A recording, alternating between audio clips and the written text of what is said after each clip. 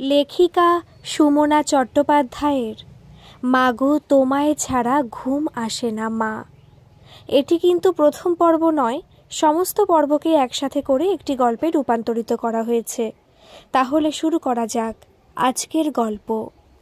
বাবার ঘরে উকি দিয়ে সহেলি দেখল বাবা খুব ঘুমোচ্ছে। ঘুমোলে বাবার এখন অল্প অল্প নাক ডাকার আওয়াজ হবে। আগে অবশ্য হতো না। বাবা ঘুমিয়েছে দেখে সহেলি নিশ্চিন্ত হয়ে ব্যালকনিতে এসে দাঁড়ালো। ভাত খেলে একটা ঘুম ঘুম ভাব আসে, সেজন্যই রাতে ভাত খায় সহেলি। তবু কেন যে তার পোড়া চোখে কিছুতে ঘুম আসতে চায় না। কিসের গন্ধ আজও নিরন্তর খুঁজে বেড়ায় সহেলি? গাছের গন্ধ। বাবার কাছে ছোট থেকেই সহেলি শুনেছে রাতে নাকি গাছের কাছে আসতে নেই। খুবই যুক্তিযুক্ত কথা। কারণটা সহেলি বিজ্ঞান বইতে পড়েছে। টবের গাছগুলোর কাছে এসে জুঁই ফুলের গন্ধ, হাসনুহানা ফুলের সুবাস নিল সহেলি। মায়ের গায়ের গন্ধ তো এমনই হয়, তাই না?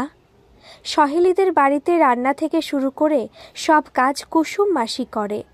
কুসুম মাসি যখন চাল বের করে ধোয়, তখন তার কাছে এসে দাঁড়ায় সহেলি।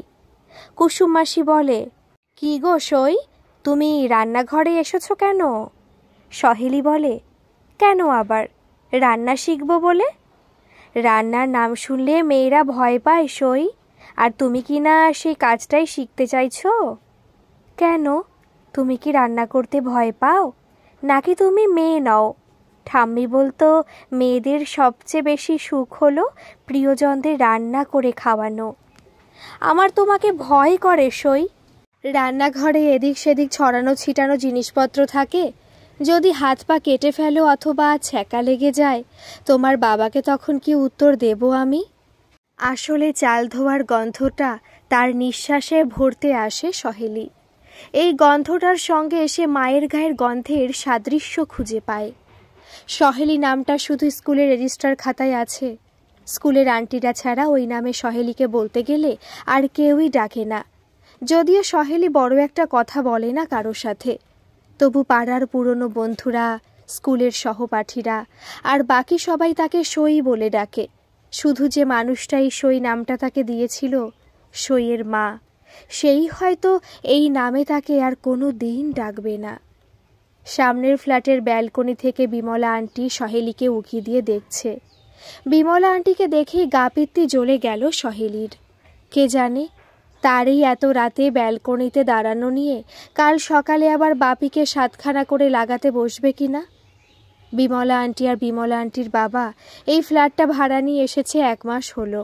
বাবা আর মেয়ে দুজনেরই ভীষণ গায়ে পড়া স্বভাব। এই ফ্ল্যাট বাড়িতে আর কেউ তো তেমন পাত্তা দিতে চায় না, তাই ওই বুড়ো মানে বিমলা আন্টির বাবা শ্যামল দাদু সহেলিদের বাড়িতে যখন তখন চলে আসে। সব সময় তাদের ব্যালকনির দিকে তাকিয়েও থাকে। সহেলির খুব রাগ হয়। এতটা বয়স হয়ে গেল ওদের, তবু কি এতটুকু সেন্স নেই? কারো ফ্ল্যাটের ব্যালকনির দিকে এভাবে তাকানোর কথা তো সহেলি ভাবতেই পারে না। বিমলা আন্টিকে দেখে ঝপ করে ঘরে ঢুকে এলো সহেলি। মাথা ঠান্ডা করতে, মন শান্ত করতে টবের গাছের কাছে গিয়েছিল সহেলি, আর ফিরে এলো একরাশ বিরক্তি নিয়ে। কাল রবিবার। ভদ্রমহিলা ঠিক কাল সকালেই কচুরি আর হালুয়া নিয়ে এসে দরজায় বেল দেবেন। গত সপ্তাহেই তো এসেছিল। বাবা তখন বাজারে। সহেলি দরজা খুলেছিল। তারপর ভদ্রমহিলা তার দিকে ডিশটা বাড়িয়ে দিতেই সহেলি বলেছিল, কি আছে ওতে আন্টি? বিমলা বলেছিল, দরজা থেকেই বিদেয় করবে সই, আমাকে তুমি ঘরে আসতে বলবে না। সহেলি লজ্জা পেয়ে বলেছিল, আসুন না আন্টি, বসুন। বিমলা আন্টি ঘরে ঢুকে ডিশের ওপর থেকে ঢাকাটা সরাতেই সহেলি বলেছিল, এমা আন্টি, আপনি হালুয়া নিয়ে এসেছেন? বিমলা বলেছিল, কেন সই, তুমি কি হালুয়া খেতে ভালোবাসো না? খেয়ে দেখো, খুব ভালো লাগবে।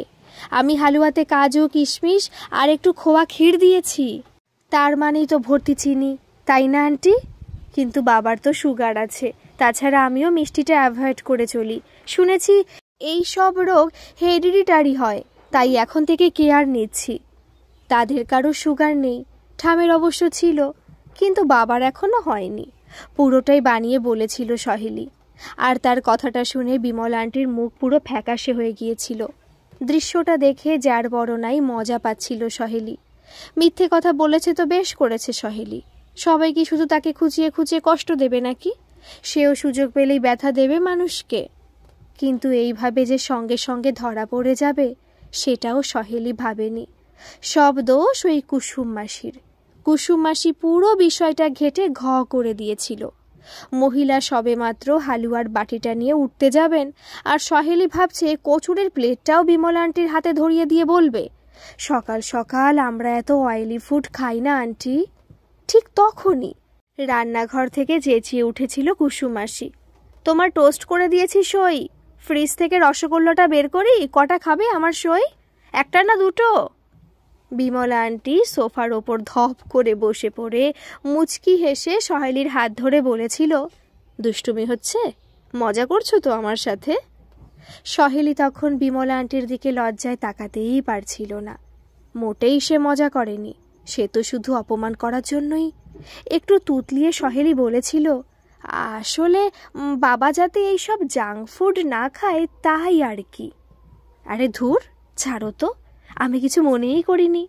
এত ছোটোখাটো ব্যাপারে মাইন্ড করলে কি ফ্রেন্ডশিপ করা যায়, নাকি কোনো সম্পর্ক টিকিয়ে রাখা যায়? বাইরের কারোর সাথে সহেলির মিশতে ভালো লাগে না, কারণ সহেলি কাউকেই তার বন্ধু ভাবতে পারে না। সহেলির তখন মনে হচ্ছিল তার মনের ঘরের একটা বন্ধ তালা যেন খুটুস করে কে খুলে দিল। বিমলা আন্টি কি চাবিওয়ালাদের মতো বন্ধ তালা খুলে দিতে পারে? তাই মর্নিং ওয়াক করে আসার পর আজকাল বাপির মুখটা এত খুশি খুশি থাকে। এটা দেখে অবশ্য খুব হিংসে হয় সহেলির। তার এই হিংসের ঘরে তালাটাকে ভালোবাসার চাবি দিয়ে খুলতে পারবে বিমলা আন্টি? চা খাবেন আন্টি? কুসুম মাসিকে চা করতে বলবো? না থাক, আমি তো এইমাত্র বাড়ি থেকে চা খেয়েই আসলাম। আবার কুসুমকে খাটানোর দরকার নেই, এমনিতেই তো ওকে সব কাজ করতে হয়, জুতো সেলাই থেকে চণ্ডীপাঠ সমস্ত, তাই না? নিজের জামা কাপড় বই খাতা এসব গুছিয়ে রাখো তুমি, নাকি ঘরদোর সব এলোমেলো করে রেখে দাও? আমারও ঠিক তোমার মতো এক ভাইজি আছে তো, তাকে দেখেছি। বলেই একটু থেমে সহেলির কাঁধে হাত রেখে বিমলা বলেছিল, ব্যাস অমনি মুখ ভার হয়ে গেল তো? বাবা শুধু আদর দেয়, একদম শাসন করে না। বিমলা শুনেছে মেয়েটার মা থেকেও নেই, এইটুকুই তাকে বলেছিলেন ভদ্রলোক, সহেলির বাবা সমীরণ ব্যানার্জি। বিমলাও আর কিছু জানতে চায়নি। মর্নিং ওয়াক করার সময় প্রায় দেখা হয় তার সাথে। বিমলার চোখে অনুকম্পা ফুটে ওঠে। অনুকম্পা সরিয়ে চোখ দিয়ে হাসার চেষ্টা করে বিমলা। কোন ক্লাসে পড়ো সই? ক্লাস 6। সহেলি মাথা নিচু করে বলেছিল, যদিও সহেলির তখন অন্য একটা কথা বলতে ইচ্ছে করছিল। আমি কি কাজ করি, কখন ঘুম থেকে উঠি, কোন ক্লাসে পড়ি, পরীক্ষায় কেমন রেজাল্ট করি, আপনারা তো খোঁজের কি দরকার আন্টি? আপনি বরং নিজের চরকায় গিয়ে তেল দিন। কিন্তু কুসুম মাসির ভয়ে এসব কিছুই বলতে পারেনি সহেলি। কুসুম মাসি তখন ঘরে ঢুকে তার দিকে কটমট করে তাকিয়েছিল। কুসুম মাসি তাকে পই পই করে প্রথমেই সাবধান করেছিল, ওই ফ্ল্যাটে নতুন যে আন্টি আর দাদু ভাড়া এসেছে তাদের সঙ্গে একদম কোনো অভদ্রতা করবে না সই। সবাইকে তুমি যদি শত্রু করে ফেলো তাহলে আনন্দ করে বাঁচবে কি করে? দুঃখ কার নেই বলো তো? সবার আছে। তাই নিজের কষ্টটাকে সবসময় বড় করে দেখো না। আর সবাই তোমার ক্ষতস্থানে খুঁচিয়ে অপমান করবে, মানুষকে এতটা খারাপ না ভাবলেও চলবে। তবু কেন যেন গভীর রাতে বিনিদ্র রজনীতে নিজেকে সবচেয়ে একা মনে হয় সহেলির। সেই 4 বছর আগের মতো আজও একইভাবে মাকে খোঁজে সহেলি। তারপর কাঁদতে কাঁদতে একসময় ঠিকই ঘুমিয়ে পড়ে। সহেলি বিছানায় এসে শুলো, কিন্তু অন্যদিনের মতো আজ তার একটুও কান্না পেল না। কান্নাকাটি করার একটা মস্ত সুবিধে আছে, তাতে সকলের ওপর সব রাগ নিমেষে গলে জল হয়ে যায়, মাথা ঠান্ডা হয়। বোধহয় এতে খানিকটা পরিশ্রমও হয়। সহেলি ভেবে দেখেছে, মানুষ যে শুধু দুঃখ পেলে কাঁদে তা নয়, রাগ হলেও কাঁদে। নাকি রাগ আর দুঃখের মধ্যেও গভীর কোনো সম্পর্ক আছে? এবছর চৈত্র মাসে খুব গরম পড়েছে। রাত্রে শোবার আগে গা ধুয়েছে সহেলি, সাবান দিয়েই ধুয়েছে, তবু বেশ গরম লাগছিল। সহেলির চুল মোটামুটি কাঁধ পর্যন্ত, সেটা একটা রাবার ব্যান্ড দিয়ে উঁচু করে বেঁধে রেখেছিল সহেলি। সহেলি রাবার ব্যান্ডটা খুলে ফেলল, তারপর সোজা বাথরুমে ঢুকে গেল। সামনের দিকে সামান্য ঝুঁকে কলের তলায় মাথা পাতল সহেলি। জলের ধারা তার ঘাড়ের দুপাশ বেয়ে নামছিল। সেই জলের ধারায় জলরং করা ফ্রেমে বাঁধানো পরপর কয়েকটি ফটো দেখতে পাচ্ছিল সহেলি। কল বন্ধ করে সহেলি একটা টাওয়েল দিয়ে মাথার জল সামান্য মুছে নিল। সহেলির মা স্বপ্না বাড়ি ছেড়ে চলে যাবার আগে একটা এসি কিনেছিল। সেই এসিটা বন্ধই থাকে। মা যখন গিয়েছিল এখান থেকে তখন প্রায় সব জিনিস নিয়েই গিয়েছিল। বাবা আর সহেলি দুজনেই বলেছিল, তোমার ওই নোংরা রোজগারের টাকায় কেনা কোনো জিনিস আমরা ঘরে রাখব না, ব্যবহার করতেও পারবো না। কিন্তু তবু কিভাবে যেন এই এসিটা বাবা মায়ের বেডরুমে থেকে গিয়েছিল। এই বেডরুমটা এখন সহেলি ব্যবহার করে। বাবা পাশের ছোট ঘরটায় শোয়ে, যে ঘরটায় ঠাম শুতো। মা চলে যাবার আগেই ঠাম চলে গিয়েছিল ওদের ছেড়ে। ঠাম মারা যাবার পর বাবাও কয়েকদিন অনেক রাত অবধি জেগে থাকতো, লুকিয়ে কাঁদতো। তারপর ভুলে গিয়েছিল সব। আসলে মানুষ মরে গেলে তাকে ভুলে যাওয়া যত সহজ, বেঁচে থাকতে কোনো মানুষ যদি হারিয়ে যায় তাকে ভুলে যাওয়া মনে হয় ততটাই কঠিন। ছোট থেকেই মা ছাড়া আর কাউকে সহেলি নিজের দুঃখের কথা, অভিযোগের কথা বলতে পারত না। 2.5 বছর বয়সে সহেলিকে মা যখন প্রথম স্কুলে পাঠিয়েছিল তখন তো সহেলি বুঝতেই পারেনি মাকে ছাড়া অতটা সময় সে স্কুলে থাকবে কি করে। উত্তর পাড়ার এই ফ্ল্যাটে ভাড়া আসার আগে সহেলিরা সোদপুরে থাকত। সেখানে সহেলির এক জেঠু আর কাকু আজও থাকে। ক্লাস 1 থেকে 2-এ ওঠার পর সহেলিকে নিয়ে বাবা আর মা এই উত্তর পাড়ার ফ্ল্যাট ভাড়া নিয়ে চলে এসেছিল। ঠাম তখন ভাগের মা হয়ে গিয়েছিল। বিয়ে হয়ে গেলে ছেলেরা নাকি পর হয়ে যায়। ঠাম সহেলিকে কথা বলতো। সহেলি মাকে বলেছিল, ঠাম কি 365 দিন আমাদের কাছে থাকতে পারে না মা? মা বলেছিল, বেশ তো, তোমার বাবাকে বলো ওনার খরচটা যেন তোমার কাকু আর জেঠু পাঠিয়ে দেয়। ওরা যদি টাকা পাঠিয়ে দেয় তাহলে আমার কোনো আপত্তি নেই। সহেলি বলেছিল, ঠাম কত খায় মা? আগে নিজে টাকা রোজগার করতে শেখো, তারপর তোমার সব বড় বড় কথা আমি শুনব। মা যখন সোদপুরের বাড়িতে ছিল তখন একেবারে অন্য রকম ছিল। রিকশায় সহেলিকে পাশে বসিয়ে এক হাতে তার গলা জড়িয়ে মা তাকে স্কুলে নিয়ে যেত। তখন মায়ের গায়ে একটা মিষ্টি গন্ধ ছিল। ছাপা শাড়ি আর ছোট্ট সিঁদুরে টিপে মায়ের মুখটা ঠামের ঠাকুরের সিংহাসনে বসানো লক্ষ্মী প্রতিমার মতো লাগত। সহেলি যে স্কুলে পড়তো সেখানেই মা চুপি চুপি অ্যাপ্লিকেশন দিয়েছিল।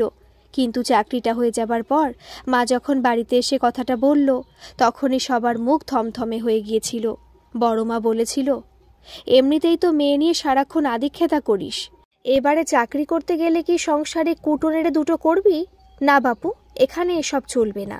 তাছাড়াও স্কুলে কটা পয়সা মাইনেই বা দেবে তোকে? মা সেদিন বাবার কাছে শুয়ে অনেক রাত অবধি কেঁদেছিল। মা বলেছিল, ওই বাড়িতে আর কিছুদিন থাকলে মা মরে যাবে। উত্তরপাড়ায় আসার পর গৃহপ্রবেশের দিন মথুরা আন্টি এসে বলল, তুমি ইউটিউবে একটা চ্যানেল খোলো স্বপ্না। মা বলেছিল, চ্যানেল খুলবো ইউটিউবে? তাতে পয়সা ইনকাম হবে? মথুরা আন্টি বলেছিল, হবে হবে, অনেক পয়সা ইনকাম হবে। এই পয়সা রোজগার করাটাই হলো আসল সাকসেস, বুঝেছ স্বপ্না? পয়সার গায়ে কি আর লেখা থাকে সেটা কিভাবে এসেছে? টাকা ইজ টাকা। পৃথিবীতে টাকার বিকল্প আর কিছু হতে পারে না। মা চ্যানেল খুলে রান্নার রেসিপি দেখাতো। সেই সব রান্না যদি সত্যি কেউ বাড়িতে করে সেটা খাওয়ার যোগ্য হবে কিনা কে জানে। মথুরা আন্টি মাকে বলেছিল, একটা পাতলা নাইটি পরে রান্না দেখাবে স্বপ্না। মা জিভ কেটে বলেছিল, ছি ছি, নাইটি পরে সবার সামনে মুখ দেখাবো কি করে? মথুরা আন্টি বলেছিল, রান্না দেখাবে যখন তখন মানুষের খিদে যাতে বাড়ে সেরকম একটা ড্রেস পরেই তো সেটা দেখাতে হবে, তাই না? মানুষের শরীর যত তেতে উঠবে খিদে তত বাড়বে, খিদে যত বাড়বে লক্ষ লক্ষ ভিউ হবে। স্বপ্না বলেছিল, আমার কেমন অস্বস্তি লাগছে মথুরাদি। ওসব প্রথম প্রথম লাগবে, তারপর সব ঠিক হয়ে যাবে। যখন অ্যাকাউন্টে টাকা আসবে না তখন সবার মুখ দেখবে বন্ধ হয়ে গেছে। কি বলছেন মথুরাদি? মেয়ের স্কুলের আন্টিরা আছে, আমার হাজবেন্ড, উনি কি মেনে নেবেন? তাছাড়া সমাজ বলেও তো একটা বস্তু আছে। সমাজ মাই ফুট, এই যে পাশের ফ্ল্যাটের ঋষভ, তার মা আর বাবা দুদিন ধরে না খেতে পেয়ে সুইসাইড করলো। তখন কে খোঁজ নিতে গিয়েছিল ওদের? তাই? আমি কিছু জানি না তো। কি করে জানবে তুমি? তুমি আসার আগেই তো এই ঘটনাটা ঘটেছিল। তবে পেপারে সব কিছুই তো বেরিয়েছিল। কোন ফ্ল্যাটে হয়েছিল? এই আমি যেটায় আছি? না না, এটাতে নয়, পাশের ফ্ল্যাটে। ঋষভের বাবা কি বিজনেস করতেন? না, চাকরি করতেন, কিন্তু চাকরি চলে গিয়েছিল, সেলসের কাজ করতেন। তবে চাকরি যে কারো যখন তখন যেতে পারে স্বপ্না। সামনে একটা খুব খারাপ দিন আসছে, অর্থনৈতিক মন্দার দিন। তাই আজকালকার দিনে একজনের ওপর নির্ভর করে বসে থাকলে চলবে না স্বপ্না। আমি তো চাকরির চেষ্টা করছি, ইনফ্যাক্ট পেয়েও ছিলাম একটা, কিন্তু সব আমার ওই দুই জায়ের বদমাইশি। কিছুতেই আমাকে করতে দিল না চাকরিটা। আসলে হিংসা, নিজেদের কোনো যোগ্যতা নেই তো। আপনি চিন্তা করবেন না, এখানে আসার আগেই কাছাকাছি 2-3টে স্কুলে অ্যাপ্লিকেশন দিয়ে এসেছি, ঠিক কোথাও একটা লেগে যাবে। হো হো করে হেসে উঠেছিল মথুরা আন্টি। স্কুল? ওই ছোট ছোট স্কুলগুলোতে চাকরি করবে তুমি স্বপ্না? স্বপ্না অপ্রতিভ হয়ে বলেছিল, হ্যাঁ, খারাপ কি? তাছাড়া বাচ্চাদের সঙ্গে থাকতে আমার খুব ভালো লাগে। বড় জায়ের সাথে আমার যতই খিটিমিটি থাক, ভাসুরের মেয়ের সাথে আমার দারুণ বন্ধুত্ব ছিল। আর আমার সই, সে তো তার মাকে ছাড়া ঘুমোতেই পারে না। সে যতই ওর বাপি ওকে গিফট কিনে দিক আর ঠাম রূপকথার গল্প বলুক, মেয়ের পাশে যদি আমি মেয়েকে জড়িয়ে ধরে না শুই, তাহলে মেয়ে একেবারে কেঁদে কেটে একসা করবে। আমার বোনের বিয়ের সময় ভেবেছিলাম বাসর রাতটা জাগবো, গান টান গাইবো। ও মা, ওর বাবা দেখি মেয়েকে নিয়ে শটাং বাসর ঘরে হাজির। মেয়ে নাকি কাউকে তিষ্ঠতে দিচ্ছে না। স্বপ্না কয়েকটা ভিডিও বানানোর পর ক্লাস 4-এর অহনাদি একদিন সহেলিকে ডেকে বলল, হ্যাঁ রে সই, তোর মামার বাড়ি কোন পাড়ায় রে? সেদিন কথাটার মানে বুঝতে পারেনি সহেলি, কিন্তু আজ জানে। রাতে শোবার আগে মা যখন চুল আঁচড়াচ্ছিল, তখন শাড়ি পরে ভিডিও করছিল মা। শাড়ির আঁচলটা মা যেভাবে বুকের ওপর ফেলে রেখেছিল, তাতে মনে হচ্ছিল ওইটুকু না থাকলেও কোনো অসুবিধে ছিল না। মা বলে গিয়েছিল সহেলিকে, সই, তুই বাবার কাছে শুয়ে পড়, আমি এখন চুলের জট ছাড়ানোর একটা ভিডিও করব। সহেলির খুব রাগ হচ্ছিল। চুল আঁচড়ানোর ভিডিও কে দেখবে মা? এটা কি দেখার জিনিস? লক্ষ লক্ষ লোক দেখবে মা। মেয়েদের দেখানোর কি শেষ আছে? দেখালেই দেখবে। পুরুষ জাতটাকে তুমি চেনো না মা, 1 নম্বরের হিপোক্রিট। এরা ঘরের মেয়েদের ঢেকে রাখে, আবার এরাই অন্যের মেয়ে বউদের খোলামেলা দেখতে ভালোবাসে। পুরুষ? ইউ মিন ছেলেরা মা? তার মধ্যে তো তোমার আর আমার বাবাও আছে, তাই না মা? সই, চুপচাপ শুয়ে পড়ো। আমার সাবস্ক্রাইবার আর ভিউয়ার্সরা আমার জন্য অপেক্ষা করছে। কয়েকটা বিকৃত মনস্ক লোকের জন্য গোটা পুরুষ জাতটাকে তুমি দাগিয়ে দিলে স্বপ্না।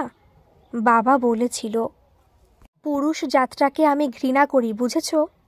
তবু তো এই পুরুষ জাতটার ওপরে নির্ভর করে চলতে হচ্ছে তোমাকে। সহজে পয়সা রোজগার করতে চাইছো। সংসারে শান্তি বজায় রাখার জন্য অনেকদিন চুপ করেছিলাম, কিন্তু আর যে না বললেই নয়। মা উত্তর না দিয়ে বলে চলেছিল, কারণ দুষ্টু মিষ্টি বৌদির জন্য যারা অপেক্ষা করছিল, তারা তখন স্বপ্নার কাছে তার সংসার, সন্তান সব কিছুর চেয়ে অনেক বেশি গুরুত্বপূর্ণ হয়ে উঠেছিল। কিছুদিন পরে শুরু হয়েছিল করোনা, আর তাকে রুখতে ঘোষিত হয়েছিল লকডাউন। বাবার মাইনে তখন অর্ধেক হয়ে গিয়েছিল। সহেলি বাবাকে সান্ত্বনা দিয়ে বলেছিল, তুমি চিন্তা করো না বাবা, আমি আলু ভাতে ভাত খেয়ে থাকবো, তুমি স্কুলটা ছাড়িয়ে দিও না। তুমি তো আমার ছোট্ট মা, আমি জানি যে কোনো পরিস্থিতির সাথে মানিয়ে চলার শিক্ষা তোমার রক্তে মিশে আছে। মা রিলস বানানো শেষ করে তার সামনে এসে দাঁড়িয়েছিল। ডোন্ট ওয়ারি বেটা, তোমার মাম্মাম আছে তো। বিরিয়ানি, চিকেন চাপ, প্রন কাটলেট, যখন যেটা খেতে ইচ্ছে করবে বলবে, আমি অনলাইনে অর্ডার দিয়ে আনিয়ে নেব। আমার ওসব খেতে খুব একটা ভালো লাগে না মা। হোটেলের এসব খাবার খেলে বাপের কনস্টিপেশন হয়, তুমি জানো না?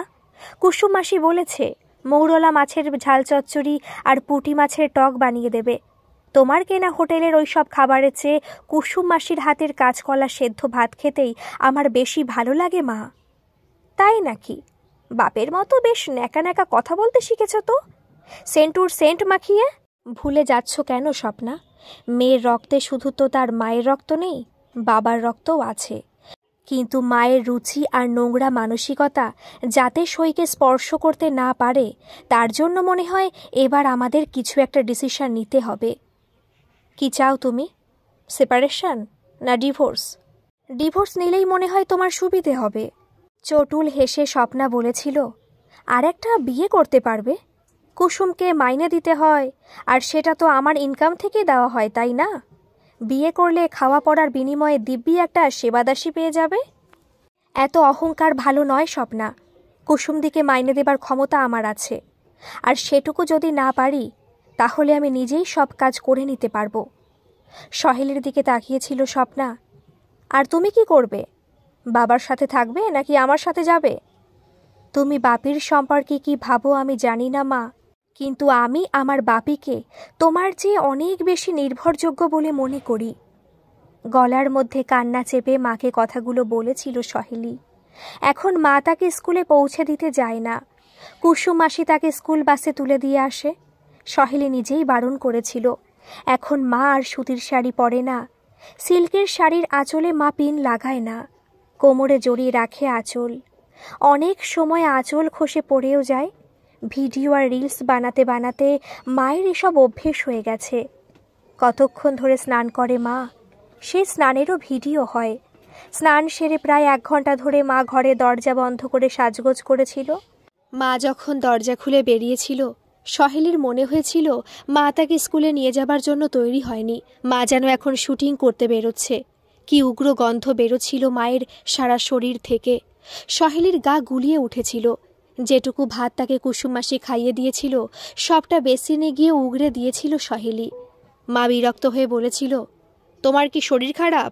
স্কুলে যাবার ইচ্ছে নেই? এই কথাটা আগে বললেও তো পারতে, খামোখা আমার ভ্যালুয়েবল টাইম নষ্ট করলে। বাবা বলেছিল, শরীরও ঠিকই আছে, তোমারই বরং মাথাটা খারাপ হয়ে গেছে। তুমি কি সারা শরীরে পারফিউম ঢেলেছ নাকি? কি মেখেছ মাথা থেকে পা পর্যন্ত? এটা একটা ফরাসি পারফিউম। তোমার ভরসায় থাকলে এসব মাখার সৌভাগ্য আমার কোনো দিনই হতো না। আমার যা যা কসমেটিক্স আর শাড়ি আছে তোমার ওই মাইনে দিয়ে তার অর্ধেক জিনিস কেনাও সম্ভব নয়। এই গন্ধটায় তোমার মেয়ের বমি আসছে। তোমরা বাপ বেটি সত্যি হরেবল।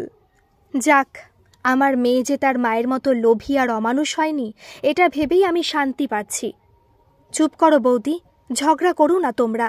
আজ থেকে সইকে আমি স্কুলে দিয়ে আসব। কথাটা বলে কুসুম মাসি সহেলির চোখে মুখে জলের ঝাপটা দিয়ে নিজের আঁচল দিয়ে মুখ মুছিয়ে দিয়েছিল।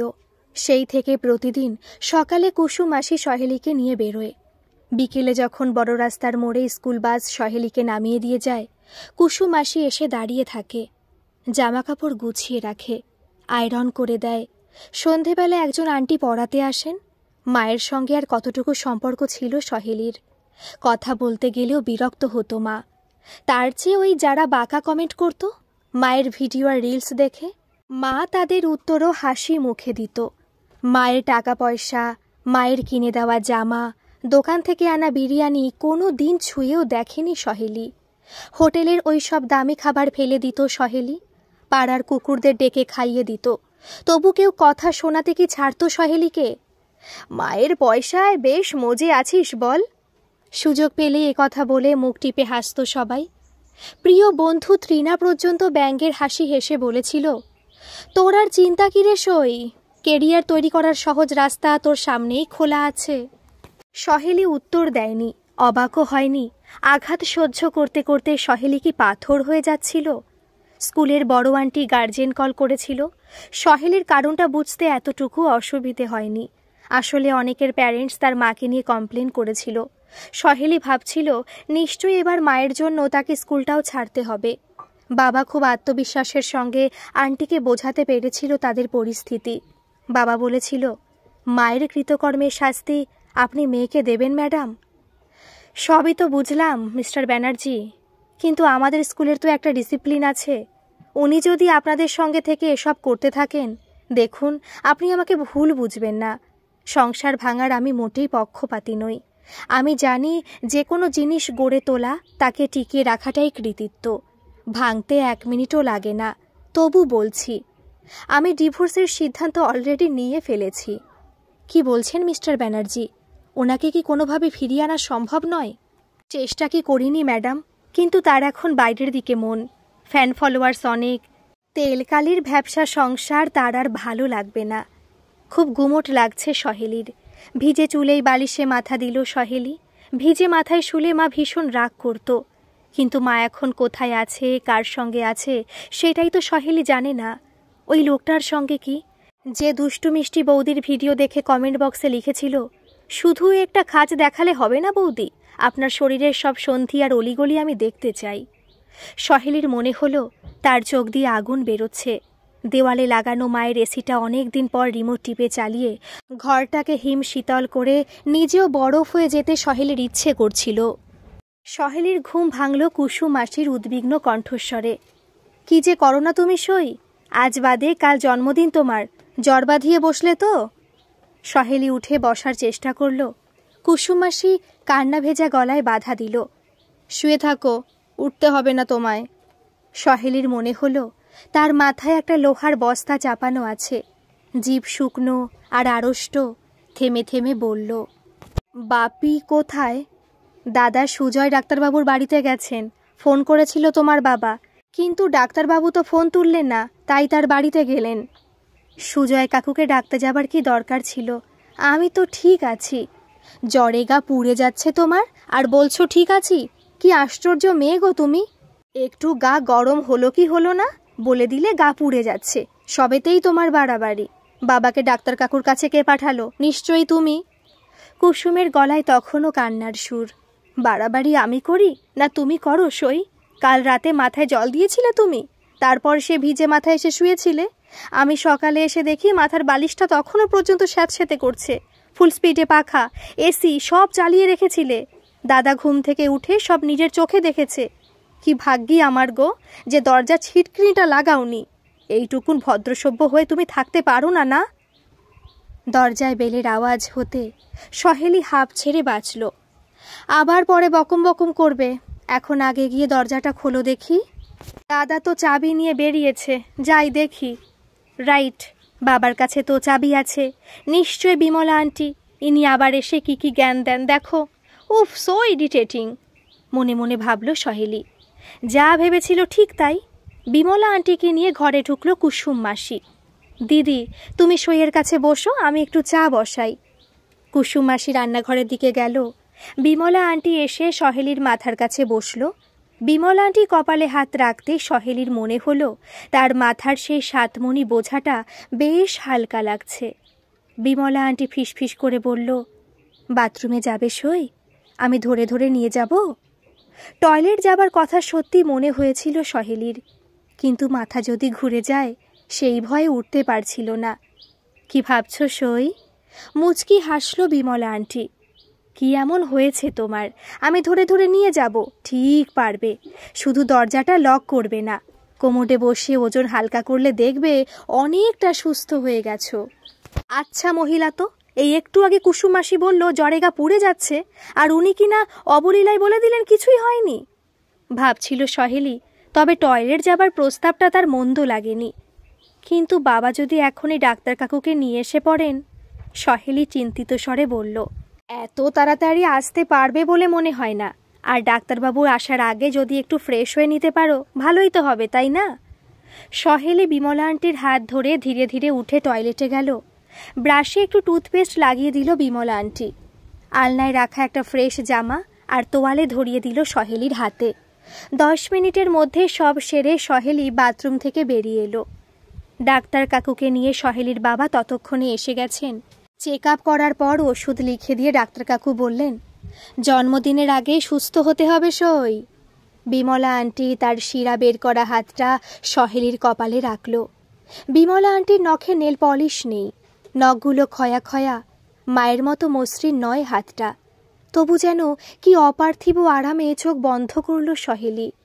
বিমলা আন্টি সহেলির কপালে চুমু খেল। মা শেষ কবে তার কপালে চুমু দিয়েছিল সহেলি কিছুতেই মনে করতে পারল না।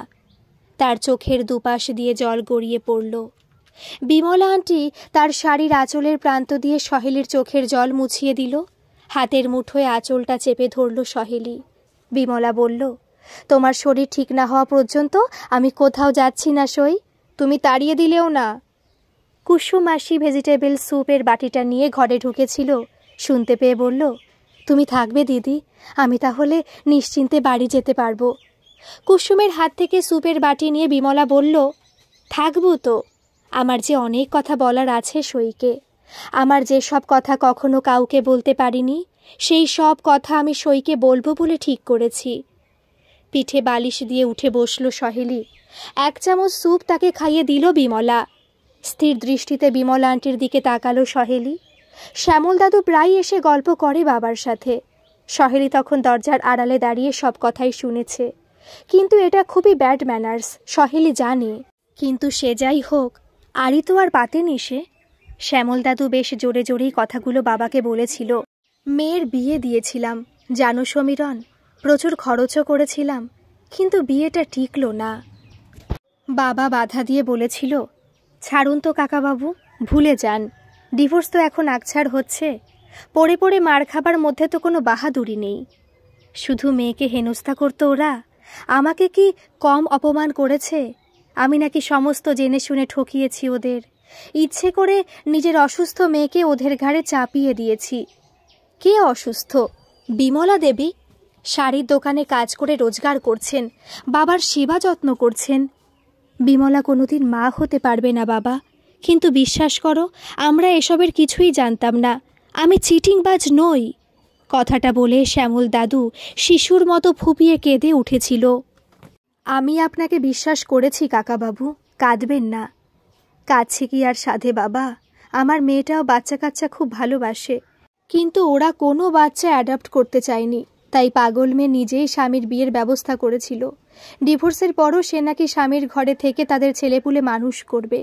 সব জানতে পেরে আমি তাকে গিয়ে নিয়ে এসেছি, কিন্তু বাপের বাড়িতে আসার পর কি কম অসম্মান তাকে সহ্য করতে হয়েছে?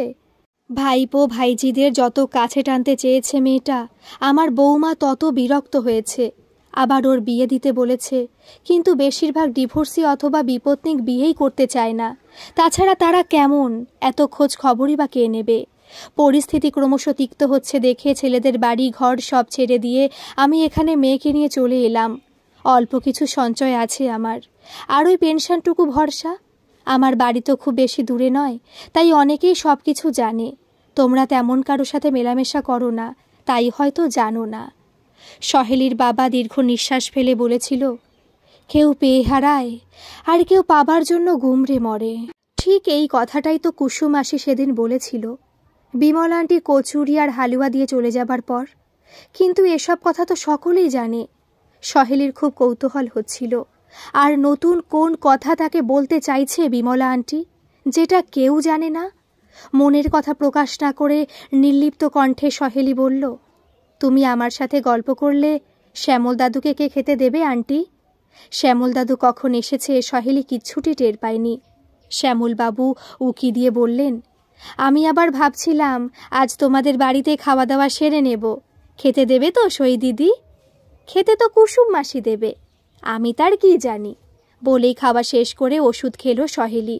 তারপর বালিশটাকে ঠেলে একপাশে সরিয়ে দিল। বিমলার কোলে মাথা রেখে সহেলি বলল, আমাকে ঘুম পাড়িয়ে দাও দেখি। সহেলির হঠাৎ মনে পড়ল শ্যামল দাদুর সেই কথাটা, আমি মরে গেলে মেয়েটা বড় একা হয়ে যাবে সমীরণ। বাবা বলেছিল, এত ভাববেন না কাকাবাবু, মাথার ওপর ভগবান আছেন, দেখবেন সব ঠিক হয়ে যাবে, ভালো মানুষদের ভালোই হয়। সহেলি তো বড্ড একা, বাপি ভালো, কিন্তু বাপিকে কি সব কথা বলা যায়? বাপিকে বলতে পেরেছিল সহেলি, যখন গত মাসে শরীর খারাপের সময় ওর পেট ব্যথা করেছিল? আর নন্তুদা যে বলেছিল সহেলিকে ছাড়া নাকি সে বাঁচবে না, সেই কথাটা শুনে যে সহেলির কত মজা লেগেছিল সেটাও তো বাপিকে বলতে পারেনি সহেলি। এমন কত কথাই তো মেয়েদের থাকে, যেটা শুধু আর একটা মেয়েকেই বলা যায়, মার মেয়ের গোপন কথা অথবা নিতান্ত মামুলি কথা। এই দেখ তো, মুখে কি পাউডারটা বেশি হয়ে গেছে? শাড়ির কুচিটা ধরে দেবে সই? এই লিপস্টিকের রঙটা আমাকে মানিয়েছে? পিঠের এই জায়গাটা চুলকে দিবি মা? ওপরে আরেকটু, আরেকটু উপরে, আরে না না নিচে, আরে ডান দিকে, না না বাঁ দিকে। আমি যখন আসছিলাম তখন ওই বাড়ির ওরা কেমন যেন অবাক হয়ে তাকিয়ে দেখছিল আমার দিকে। কেন বলতো, আমাকে কি খারাপ লাগছে এই শাড়িটা পরে? ভাবতে ভাবতে ঘুমিয়ে পড়ল সহেলি। তারপর দুপুরে ওষুধ খেয়ে আবার ঘুমিয়ে পড়ল। এবার বিমলা আন্টিকে জড়িয়ে ধরে শুয়েছিল সহেলি। কত বকেয়া ঘুম ছিল সহেলির কে জানে। সন্ধেবেলা বিমলা তাকে ঘুম থেকে তুলে বলল, আমাকে এবার যেতে দাও সই। কুসুমাসি এসে বলল, আন্টিকে যেতে দিও না সই। ও কি কথা কুসুম দিদি, নিজের বাড়িতে যাব না আমি? মেয়েরাই তো পরের বাড়ি আর পর লোকদের বুকে টেনে আপন করে নিতে পারে দিদি। এই গুণ যে একমাত্র মেয়েদেরই আছে গো, আর তাতেই তো মেয়েদের সুখ। বৈশাখ মাস পড়তেই সমীরণ আর বিমলার গাঁটছড়া বেঁধে দিতে সবচেয়ে বেশি উদ্যোগ নিয়েছিল কুসুম, আর সবচেয়ে বেশি খুশি হয়েছিল সহেলি। শ্যামল দাদু বললেন, আমার সঞ্চয়ের কিছু টাকা দিয়ে একটা ফ্ল্যাট কেনার অ্যাডভান্স করি, কি বলো? বাকিটা তুমি লোন করে দেবে। দুটো ফ্ল্যাটের ভাড়া গোনার তো কোনো মানে হয় না। সব যখন সুখী আর মসৃণ, তখন একটা টেলিফোন সমীরণকে অস্বস্তিতে ফেলে দিল। সমীরণ ফোন ধরে বলল, হ্যালো। অপ্রান্ত বলল, আমি বাঘাযতীন হাসপাতাল থেকে বলছি। বলুন। স্বপ্না ব্যানার্জি আপনার স্ত্রী? প্রাক্তন। ও যাই হোক, উনি আপনার নামই করেছিলেন। একটা কার অ্যাক্সিডেন্ট হয়েছিল, ওনার সঙ্গে যিনি ছিলেন তিনি এক্সপায়ার করেছেন। বলছি, আপনি কি তাকে দেখতে আসবেন? দেখছি বলে ফোন ডিসকানেক্ট করল সমীরণ। পাশে এসে দাঁড়িয়েছে সহেলি। কি হয়েছে বাপি, খুব ডিস্টার্ব লাগছে তোমাকে? সমীরণ মেয়েকে সব কথা বলল। তোমার মা আমাকে দেখতে চেয়েছেন। তুমি অফিস যাও বাপি, আমি আর মা তাকে গিয়ে দেখে আসব। হাসপাতালের বেডে শুয়ে আছে স্বপ্না। একটা পা হাঁটুর নিচ থেকে বাদ দিতে হয়েছে। স্বপ্নার মা বসে আছেন মেয়ের পাশে। সহেলি আর আগন্তুক ভদ্রমহিলার দিকে তাকিয়ে দেখল স্বপ্না। তোমার বাবা আসেননি কেন দুষ্টু মিষ্টি বৌদি? বাপির সাথে তোমার কি? আমার বাপি সাধারণ, বাপির কোনো অ্যাম্বিশন নেই। এই অবস্থায় বাপিকে দেখলে তুমি হয়তো আরও অসুস্থ হয়ে পড়বে, তাই বুদ্ধি করেই বাপিকে নিয়ে আসেনি। ঠিক করিনি? স্বপ্না দীর্ঘ নিঃশ্বাস ফেলল। সেদিকে তাকিয়ে সহেলি মনে মনে বলল, যেদিন গিয়েছে চলে সে আর ফিরবে না, তবে ও গান গাসনে। আজ সকালে এই গানটাই বাবা গুনগুন করে গাইছিল। সহেলি শুনেছে। বিমলার দিকে সপ্রশ্ন দৃষ্টিতে তাকিয়ে স্বপ্না বলল, উনি কে? সহেলি কষ্ট লুকিয়ে হাসল। মনে মনে বলল, এত জেনে কি লাভ হবে মা? বিমলা নিরুচ্চারে বলল, সুখ নেই কোমনে, নাকছাবিটা হারিয়ে গেছে হলুদ বনে বনে। সহেলি বলল, উনি আমার মা। মাকে জড়িয়ে ধরে না শুলে যে আমার ঘুম আসতে চায় না। আবার সকালে জড়িয়ে ধরে আদর না করে দিলে আমি ঘুম থেকে উঠতেও পারি না। গল্পটি যদি ভালো লাগে প্লিজ একটা সাবস্ক্রাইব করে দেবেন, আর গল্পটি আপনাদের কেমন লাগলো অবশ্যই একটা কমেন্ট করে জানাবেন। ধন্যবাদ।